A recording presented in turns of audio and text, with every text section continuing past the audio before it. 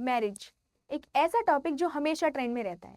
आप बॉलीवुड के सॉन्ग्स की बात करें, न्यूज़ की हेडलाइंस की बात करें या फिर रियल लाइफ वेडिंग की बात करें, मैरिज हमेशा चर्चा में रहता है। बट ये मैरिज है क्या? क्या ये सिर्फ दो लोगों का यूनियन है? क्या ये एक पर्सनल चॉइस है? नहीं। सोशियोलॉजी कहता है कि मैरिज एक सोशल इंस्टीट्यूशन है जो सोसाइटी का बेसिक इंस्टीट्यूशन है। So hello everybody, how are you all? Welcome to all of you at CUET PG Adda. My name is Kritika Khandelwal. I am your sociology educator और उसी सोशियोलॉजी के एक मोस्ट इंपॉर्टेंट टॉपिक को आज हम पढ़ने वाले हैं जिसका नाम है मैरिज। ठीक है, मैरिज को स्टार्ट करने से पहले हम जानेंगे कि हम कौन कौन से टॉपिक्स को कवर करने वाले हैं।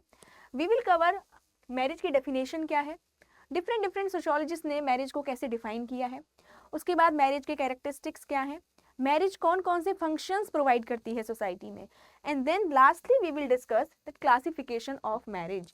यहाँ पे हम डिफरेंट फॉर्म्स ऑफ मैरिजेस को पढ़ने वाले हैं। तो इस वीडियो को देखने के बाद आपके डाउट्स बिल्कुल भी नहीं रहेंगे, लास्ट तक वीडियो तक बने रहिएगा। ठीक है, सबसे पहले जानते हैं कि मैरिज है क्या। मैं आपसे एक सवाल पूछती हूँ। आप किसी की शादी में आपको जो बुलाया जाता है, आप एकदम तैयार वैयार होके जाते हो, ठीक है, तो शादी में इतने सारे लोगों को क्यों बुलाया जाता है? जिससे कि वो लोग उस शादी को अप्रूवल दे सकें। देखो, सोसाइटी ने अलग अलग सोसाइटीज़ ने अलग अलग कल्चर्स में कुछ अपने अपने पॉजिटिव नॉर्म्स, नेगेटिव नॉर्म्स बनाए हुए हैं। अगर दो लोग पॉजिटिव नॉर्म्स को फॉलो करके शादी करते हैं तो सोसाइटी उसे एक्सेप्ट करती है, उसे अप्रूवल देती है। और वही दो लोग अगर उन पॉजिटिव सैंक्शंस को फॉलो ना करें तो सोसाइटी उस शादी को अप्रूव नहीं करती है। ठीक है, यानी कि मैरिज एक सोशली अप्रूव्ड यूनियन है। मैरिज का सोसाइटी से अप्रूवल मिलना बहुत ज़रूरी है। अब क्या सिर्फ सोसाइटी से अप्रूवल मिलना काफ़ी है? नहीं, ये एक लीगली रिकॉग्नाइज्ड यूनियन भी है। लॉ की नज़रों में भी मैरिज रजिस्टर्ड होनी चाहिए। मैरिज का एक अलग से मैरिज सर्टिफिकेट भी बनता है जहाँ पे बहुत सारी राइट्स एंड रिस्पॉन्सिबिलिटीज़ भी दो लोगों के पास आ जाती हैं। अगर हम राइट्स की बात करें तो property related rights, inheritance rights, और अगर हम रिस्पॉन्सिबिलिटीज़ की बात करें तो responsibilities towards each other and towards each others families. ठीक है, तो यही हम पढ़ रहे थे कि responsibilities and duties between them, ना कि एक दूसरे के प्रति रिस्पॉन्सिबिलिटीज़ एक दूसरे की फैमिलीज़ के प्रति। जब उनकी आगे फैमिली एक्सटेंड होगी तो अपने बच्चों के प्रति भी बहुत सारी रिस्पॉन्सिबिलिटीज़ आ जाती हैं। अब ये एक बेसिक इंस्टीट्यूशन है सोसाइटी का। कैसे? देखो, सबसे पहले मैरिज, जब सोसाइटी मैरिज को अप्रूव करती है तो दो लोग फैमिली को एक्सटेंड कर सकते हैं। तो मैरिज के बाद आती है आपकी फैमिली, फैमिली के बाद फिर एक्सटेंडेड किन्स। बहुत सारी फैमिलीज मिलकर क्या बनाती हैं? Extended Keynes. और लास्ट में बनती है सोसाइटी।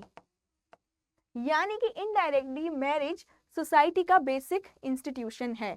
बिना मैरिज के सोसाइटी एग्जिस्ट ही नहीं कर सकता, क्योंकि मैरिज बेसिक यूनिट है फैमिली का और फैमिली बेसिक यूनिट है सोसाइटी की।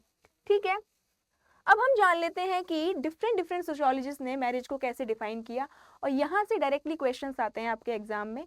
ठीक है, आपको डेफिनेशन दे दी जाएगी एंड आपसे पूछा जाएगा कि ये डेफिनेशन किसने दी है। ठीक है, सबसे पहले बात करेंगे हम मेलिनोस्की की। मेलिनोस्की कहते हैं marriage is a contract for the production and maintenance of children. यानी कि मेलिनोस्की का मतलब है कि अगर मैरिज हो रही है तो उसका मेन फंक्शन है कि अपने बच्चों को मेंटेन किया जाए, उनको सोशलाइज किया जाए, उनको अच्छी वैल्यूज़ दी जाए। ठीक है, यानी कि वो मैरिज को डायरेक्ट फैमिली से कनेक्ट कर रहे हैं। अगर हम बात करें निम्कोफ की, तो निम्कोफ कहते हैं मैरिज एक रिलेटिवली परमानेंट यूनियन है।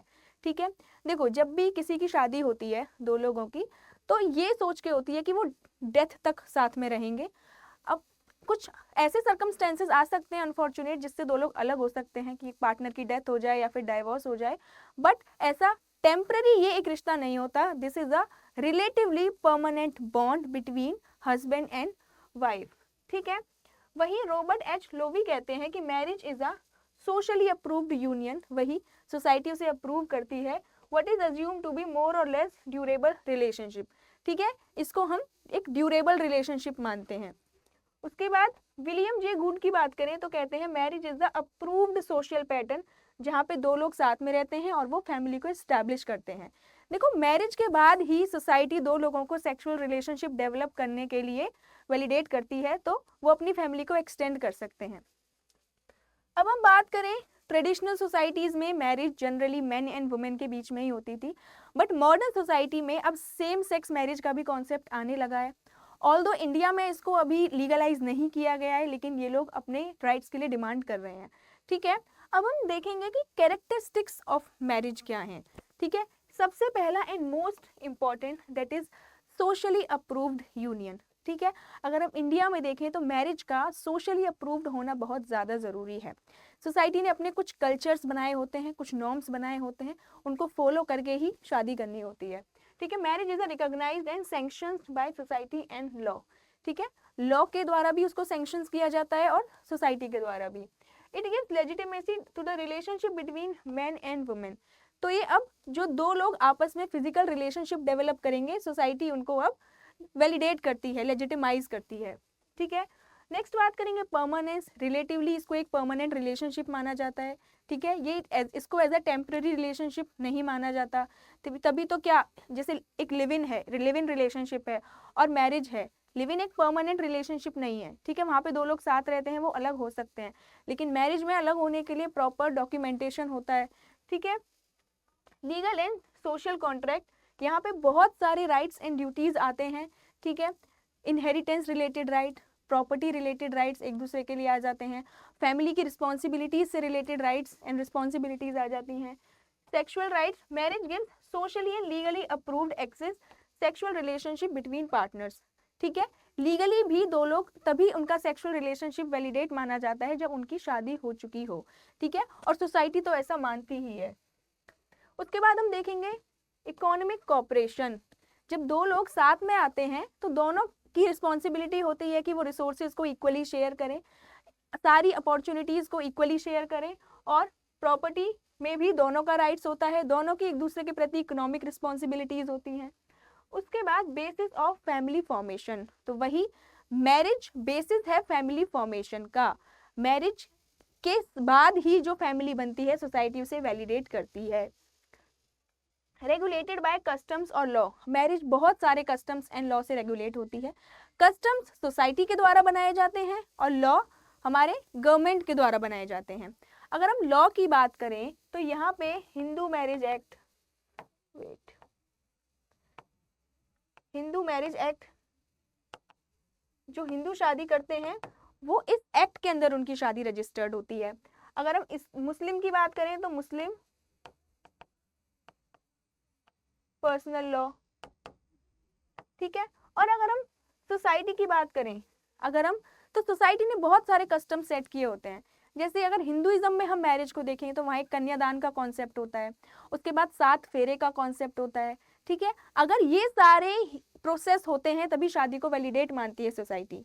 ठीक है, तो बहुत सारे नॉर्म्स सोसाइटी ने भी डिसाइड करे होते हैं और लॉ ने भी डिसाइड करे होते हैं, और दोनों को ही फॉलो करना बहुत ज़रूरी होता है। अब देखेंगे emotional and social support. Spouses को एक दूसरे के लिए बहुत इमोशनली सपोर्ट होता है, आगे जो उनकी फैमिली होती है वो फैमिली भी बहुत सपोर्ट करती है। ठीक है, अब हम जानेंगे कि कौन कौन से फंक्शंस हैं मैरिज के। फंक्शनलिस्ट पर्सपेक्टिव कहता है कि सोसाइटी में अगर कोई भी इंस्टीट्यूशन है तो उसके अपने अलग अलग फंक्शंस होते हैं। बिना फंक्शन के कोई भी इंस्टीट्यूशन सोसाइटी में एग्जिस्ट कर ही नहीं सकता। हम किसी भी इंस्टीट्यूशन की बात करें, if we talk about family, family का अपना अलग फंक्शन होता है। Marriage, polity, economy, education, every institution has its own function, और उसी फंक्शन के बेसिस पे वो इंस्टीट्यूशन रन करता है। अगर हम फंक्शंस ऑफ मैरिज में सबसे पहला फंक्शन देखें तो वो है reproduction. Marriage provides socially approved setting and having raising children ensuring the continuation of society. तो मैरिज के थ्रू दो लोग अपनी फैमिली को एस्टैब्लिश कर सकते हैं और वो सोशली और लीगली रिकॉग्नाइज्ड होती है। ठीक है, दूसरा है regulation of sex relations. Marriage के थ्रू सेक्सुअल रिलेशनशिप तो लेजिटिमाइज होते ही हैं, साथ में रेगुलेट भी होते हैं। दो लोग आपस में सेक्सुअल रिलेशनशिप डेवलप कर सकते हैं। ठीक है, यहाँ से रेगुलेशन भी हो रहा है। उसके बाद है सोशलाइजेशन ऑफ चिल्ड्रन।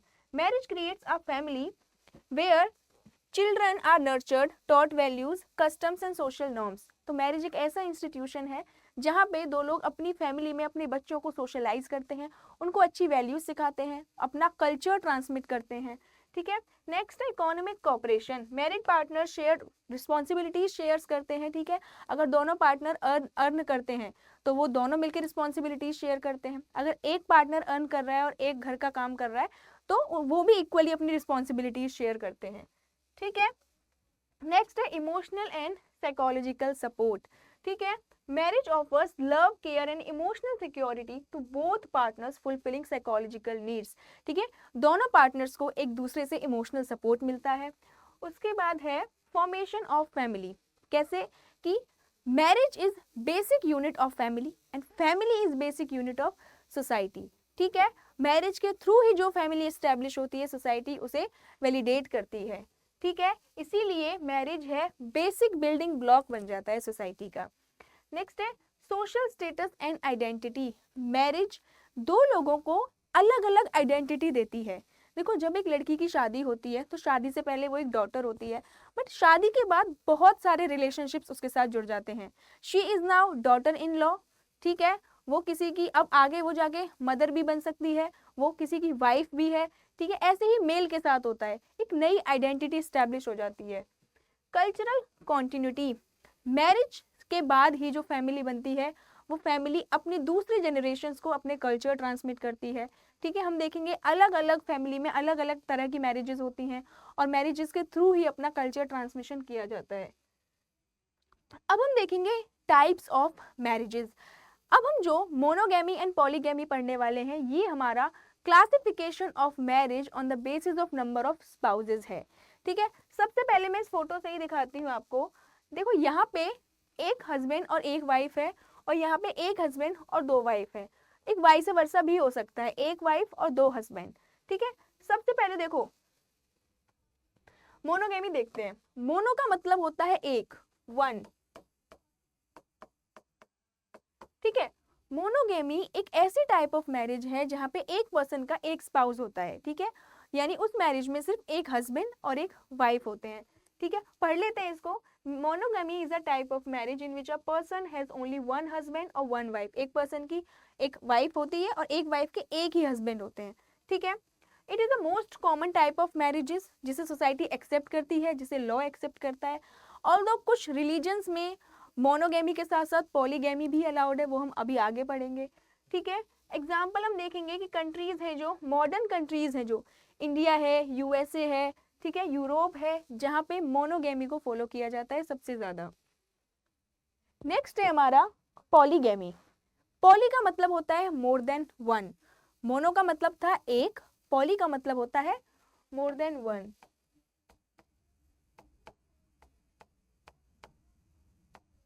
ठीक है, अब देखो एक मोर देन वन, या अब देखो एक हस्बैंड की एक से ज्यादा वाइफ भी हो सकती हैं और एक वाइफ के एक से ज्यादा हस्बैंड भी हो सकते हैं। ठीक है, अब जब एक मेल की एक से ज्यादा वाइफ्स होती हैं तो उसे हम कहते हैं पॉलीजीनी। और वहीं हम अगर दूसरा एग्जांपल लें, एक फीमेल के एक से ज्यादा हस्बैंड होते हैं तो इसे हम कहते हैं पॉलीएंड्री। ठीक है, इसकी डेफिनेशन देख लेते हैं। ये है पॉलीगैमी। पॉलीगैमी एक ऐसी टाइप ऑफ मैरिज है जहाँ पे एक पर्सन के एक से ज्यादा स्पाउसेस होते हैं। ठीक है, पॉलीगैमी को दो पार्ट्स में डिवाइड किया गया है, अभी हमने फोटो में देखा, दैट इज पॉलीजीनी एंड पॉलीएंड्री। ठीक है, अब देखो जो पॉलीगैमी है वो ट्रेडिशनल सोसाइटीज में फॉलो की जाती थी। ठीक है, मॉडर्न सोसाइटी में आपको उतना कल्चर नहीं मिलेगा देखने के लिए। अब हम देखें, पॉलीगैमी को दो पार्ट्स में डिवाइड किया गया, दैट इज पॉलीजीनी एंड पॉलीएंड्री। पॉलीजीनी एक ऐसी फॉर्म ऑफ मैरिज है जहाँ पे एक मैन एक से ज्यादा वुमेन के साथ शादी करता है। ठीक है, जैसे कुछ अफ्रीकन और मिडल ईस्ट कंट्रीज में ये फॉलो की जाती है। पॉलीजीनी इस्लामिक रिलीजन में भी लेजिटिमाइज है। ठीक है, पॉलीएंड्री एक ऐसी फॉर्म ऑफ मैरिज है जहाँ पे एक वुमेन के एक से ज्यादा हस्बैंड होते हैं। ठीक है, a form of polygamy in which one women marries more than one man at the same time. Same time पे वो एक से ज्यादा मेल के साथ शादी कर रही है। ये आपको मिलता था हिमालयन रीजन में। अभी मैं आपको इसका एक एग्जांपल भी दिखाऊंगी जो अभी करंट में न्यूज आई थी। ठीक है, और ये टोडा जो ट्राइब है साउथ इंडिया की वो फॉलो करती है। अब देखो, पॉलीजीनी भी दो टाइप की होती है। मैं आपको इसको एक चार्ट बना के दिखाती हूँ। देखो, एक होती है हमारी मोनोगेमी,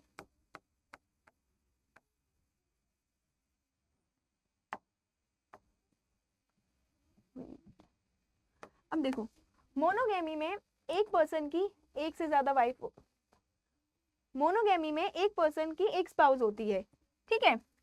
अब इसके भी दो टाइप होते हैं, एक होती है स्ट्रेट मोनोगेमी और एक होती है सीरियल मोनोगेमी। जब एक पर्सन को अलाउ ही नहीं होता कि कोई भी सर्कमस्टेंसेस आ जाए, स्पाउस की डेथ हो जाए, ठीक है, या डाइवोर्स हो जाए, दूसरी शादी कर ही नहीं सकते, तो वो होती है हमारी स्ट्रेट मोनोगेमी, नो रीमैरिज। लेकिन ऐसी मोनोगेमी जहां पे दूसरी शादी करना अलाउ होता है, ठीक है, after divorce, after death of a spouse, तो ये होती है आपकी सीरियल मोनोगेमी, यानी रीमैरिज अलाउ होती है।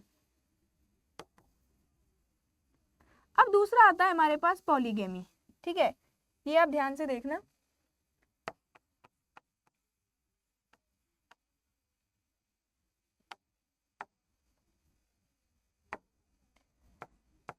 अब पॉलीगेमी भी दो टाइप की होती है, एक होती है पॉलीजीनी और एक होती है पॉलीएंड्री।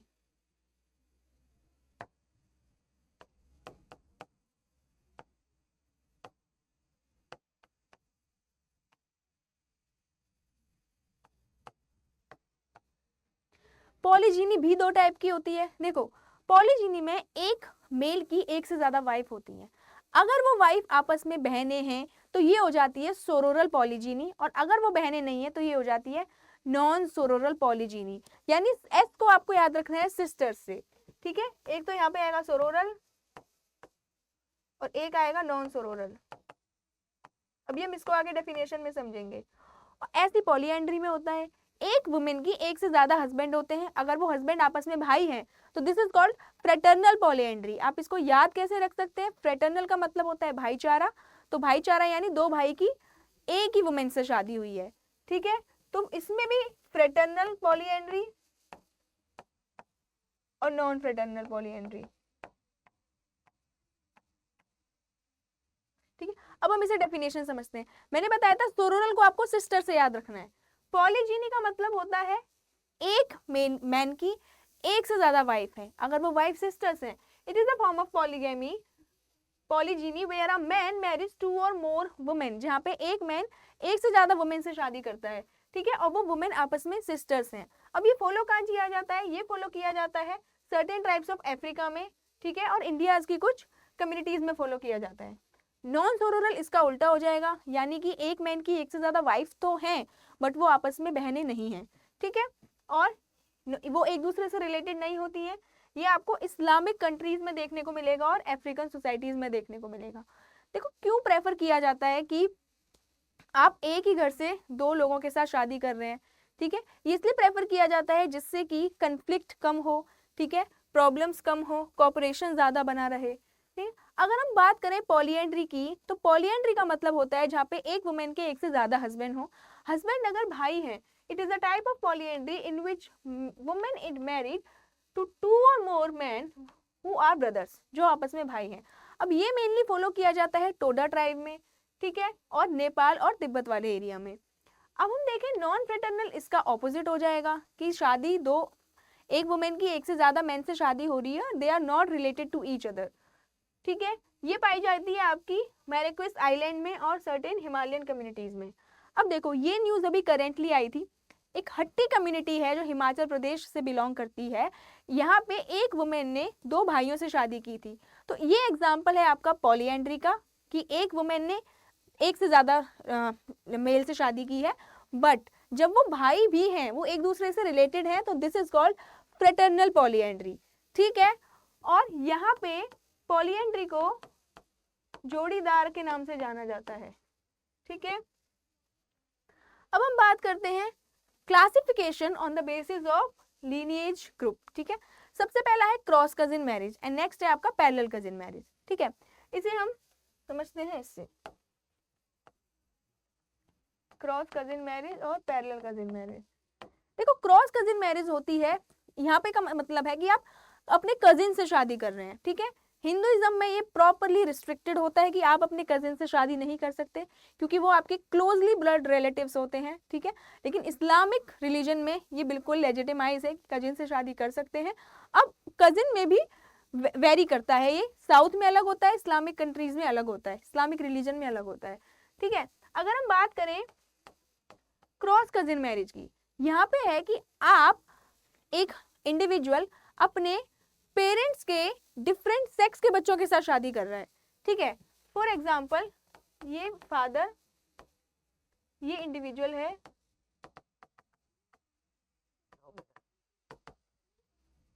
ये अपने फादर के डिफरेंट सेक्स यानी सिस्टर, यानी फादर की सिस्टर के बच्चों के साथ शादी कर रहा है।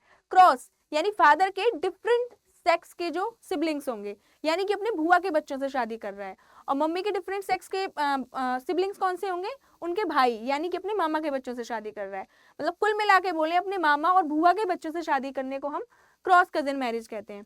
वहीं पे पैरेलल कजिन मैरिज इज जहाँ पे हम एक इंडिविजुअल अपने फादर के सेम सेक्स यानी फादर के ब्रदर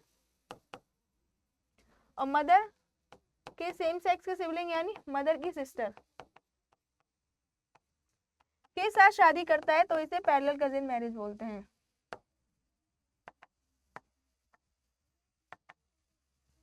ठीक है। अब जो क्रॉस कजिन मैरिज है वो साउथ इंडिया में बहुत ज्यादा फेमस है, और जो पैरेलल कजिन मैरिज है वो आपकी मुस्लिम इस्लामिक रिलीजन में चलती है। ठीक है। अब हम नेक्स्ट बात करते हैं marriage on the basis of affinal relationship. ठीक है, एक है सोरोरेट मैरिज और एक है लेविरेट मैरिज। ठीक है, सोरोरेट मैरिज मैंने एक एग्जांपल ऐड किया है आपके लिए, ये देखो। सोरोरेट मैरिज होती है जहां पे एक पर्सन अपनी वाइफ की डेथ होने के बाद अपनी वाइफ की सिस्टर के साथ शादी कर लेता है, यानी कि एक पर्सन अपनी साली से शादी कर लेता है, तो उसको कहते हैं हम सोरोरेट मैरिज। आपने हम आपके कौन मूवी तो देखी होगी। ठीक है, यहाँ पे जब इनकी वाइफ की डेथ हो जाती है तो ये वाइफ की सिस्टर से शादी करने वाले होते हैं, और अगर ये शादी हो जाती तो इस शादी को सोरोरेट मैरिज कहा जाता है। वहीं पे अगर लेविरेट मैरिज की बात करें तो levirate marriage is a marriage जहां पे एक वुमेन अपने हस्बैंड की डेथ होने के बाद हस्बैंड के भाई से शादी कर लेती है। ठीक है, देखो, it is a type of marriage in which a man marries the sister of his deceased wife. वो वाइफ जिनकी डेथ हो गई है उनकी सिस्टर के साथ शादी कर लेता है। और लेविरेट मैरिज में बात करें ये तो brother of deceased husband, husband जिनकी डेथ हो गई है उनके ब्रदर के साथ शादी कर रहे हैं। अब ऐसा किया क्यों जाता है? देखो, ऐसा इसलिए किया जाता है कि फैमिली में कोऑपरेशन बना रहे। ठीक है, उसके बाद अगर हम बात करें तो रिसोर्सेज बने रहें कि अगर एक वुमेन के हस्बैंड की डेथ हो गई है और वो वुमेन अगर अपनी फैमिली से अपने इन लॉ से अलग हो जाती है तो वहाँ से वो इकोनॉमिक रिसोर्सेज लेके जाएगी। तो इकोनॉमिक रिसोर्सेज को मेंटेन करने के लिए और स्पाउस की हस्बैंड की और वाइफ की मेंटल स्टेट के लिए भी ऐसा किया जाता है जिससे वो फैमिली से अलग ना हो सके। ठीक है, अब सोरोरेट मैरिज ट्राइबल सोसाइटी में फॉलो की जाती है। ठीक है, टोडा ट्राइब में फॉलो की जाती है और अफ्रीका और अमेरिका की कुछ कम्युनिटीज में फॉलो की जाती है।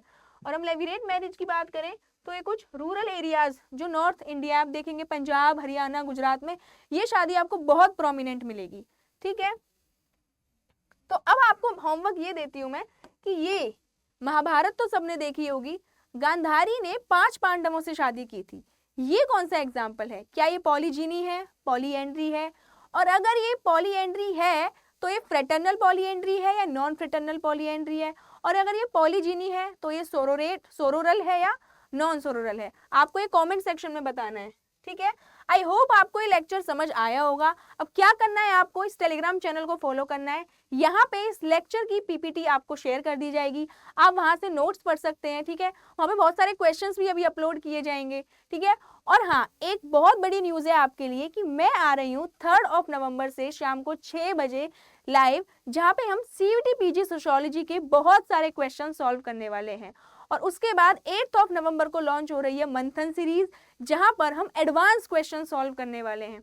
तो आप मेरे साथ सिर्फ क्वेश्चन सॉल्व नहीं करेंगे, कॉन्सेप्ट को भी हम डिस्कस करेंगे, नेगेटिव मार्किंग को कैसे कम किया जाए, पॉजिटिव मार्किंग को कैसे बढ़ाया जाए, ये सारी चीजें हम सीखने वाले हैं। तो thank you so much, take care, tata, bye bye.